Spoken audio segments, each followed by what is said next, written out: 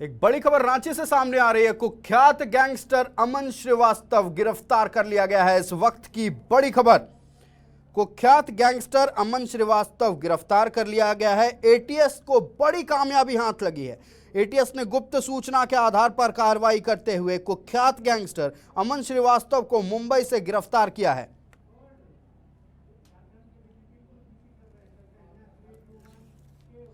अब हम आपको सीधे लेकर चलते हैं। झारखंड के DGP Ajay Singh press conference कर रहे हैं। हमारे झारखंड की एटीएस ने और महाराष्ट्र की एटीएस ने बहुत ही बखूबी से और महाराष्ट्र से उसको गिरफ्तार करने में सफलता प्राप्त की है। ये जो सरगना है अमन श्रीवास्तव इसका नाम है, जिससे कि आप परिचित हैं, और समय समय पर ये जो झारखंड के विभिन्न जिले हैं वहाँ पर ये अपनी घटनाओं को अपने गैंग मेंबर्स के द्वारा कारित कराता था और करता था, जिसमें मुख्य तौर पर आर्थिक रूप से जो जिले हैं जहाँ पर आर्थिक काम जो है, जहाँ आर्थिक जितनी भी कंपनीज हैं, खासतौर से कोयले की और इस तरीके की जो भी हैं नेचुरल रिसोर्सेज की, वहाँ पर इनकी एक्टिविटी बहुत ज़्यादा रहती थी। और हाल फिलहाल में भी बहुत 2-3 दिन पहले भी इसी तरीके की कुछ घटनाएं घटी हैं, जिसमें भी अपराध कर्मियों ने एक्सटॉर्शन वगैरह मांगा था और एक कर्मचारी की हत्या भी कर दी गई थी। तो इस प्रकार के जो ऑर्गेनाइज क्राइम है, संगठित अपराध है, उसमें झारखंड पुलिस लगी हुई थी। और जब मेरा आपसे पहली बार जो इंटरेक्शन हुआ था उसमें हम लोगों ने कहा था कि हम लोग का फोकस ये भी रहेगा, तो उसका आज एक ये सफल परिणाम है। इसमें बहुत अच्छा कार्य जो है वो झारखंड के एटीएस, उनके जो कैप्टन है, एसपी हैं और उनकी जो टीम है, और महाराष्ट्र एटीएस की जो टीम है और उनके जो पदाधिकारी हैं, उनके द्वारा बहुत ही मेहनत से, बहुत ही सुबह से इस कार्य को अंजाम दिया गया। और उसके पीछे जो बैकअप दिया गया है वो हमारे एडीजी लॉ एंड ऑर्डर हैं श्री लाटकर, उनके द्वारा दिया गया। और इस पूरी रचना का, इस पूरी घटना का और पूरी इस जो इंसिडेंट है इसको करवाने में उनकी भूमिका बहुत ही महत्वपूर्ण रही है। बाकी जो है ये अपराधी जो है कई जिलों में कार्यरत था, कई जिलों से इसका एसोसिएशन था, जिसमें कि रामगढ़ था, मुख्य तौर पर पलामू था, रांची था। और इन्हीं तरीके के जो केसेज हैं, इसके आपराधिक इतिहास की शुरुआत वर्ष 2015 से शुरू होती है, जबकि इसके विरुद्ध पतरातुक थाना कांड संख्या 259/15 दर्ज किया गया था। उसके बाद तो कालांतर में 2016 में केसेज दर्ज हैं, 2018 में केसेज दर्ज हैं। तमाम केसेज जो हैं फिर वो आगे की तिथियों में दर्ज होते चले गए। 19 में केस दर्ज हुए हैं, 20 में केस दर्ज हुए हैं, 21 में केस दर्ज हुए हैं और 22 में भी केस अब दर्ज होकर के अनुसंधान अंतर्गत हैं। तो झारखंड पुलिस ये उम्मीद करती है कि इस अपराधी के पकड़े जाने से इसके बाकी साथियों का भी शीघ्र डिटेक्शन होगा, वो भी शीघ्र अरेस्ट होंगे, और इसके क्या क्या स्रोत थे, कहाँ कहाँ पर ये डर और जितनी भी इकोनॉमिक एक्टिविटीज को रोकने की, उसको डिस्टर्ब करने की कोशिश करता था, उस पर लगाम लगेगी।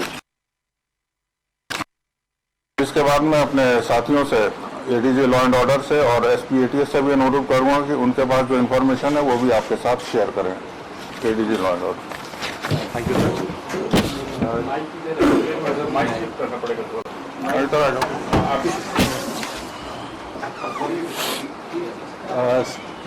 सर ने बताया है कि ये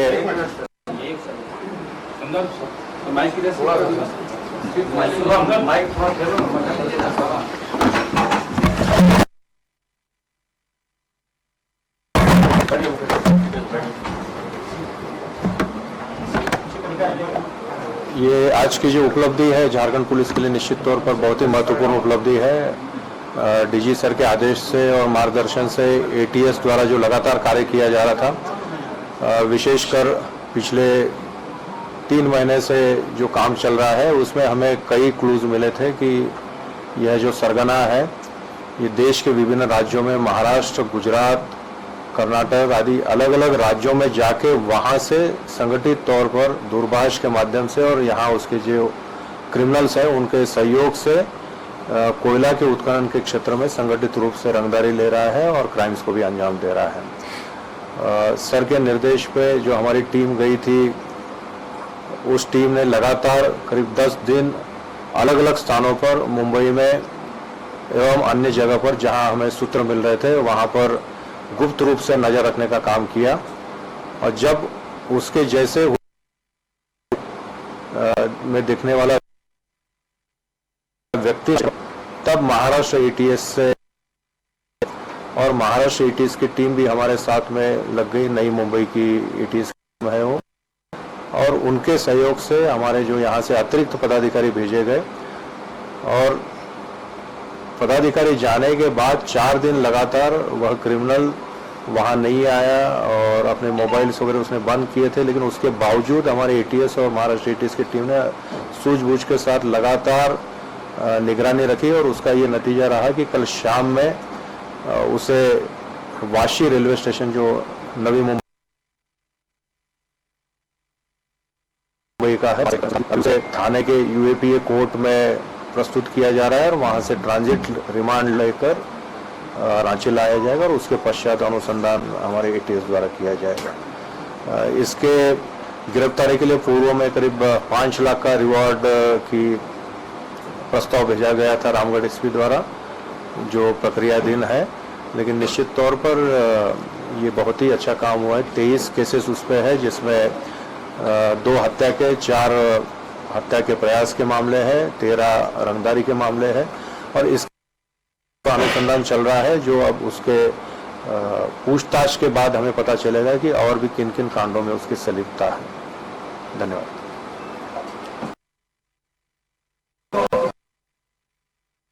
नहीं सर, बल्कि अब कौन-कौन से और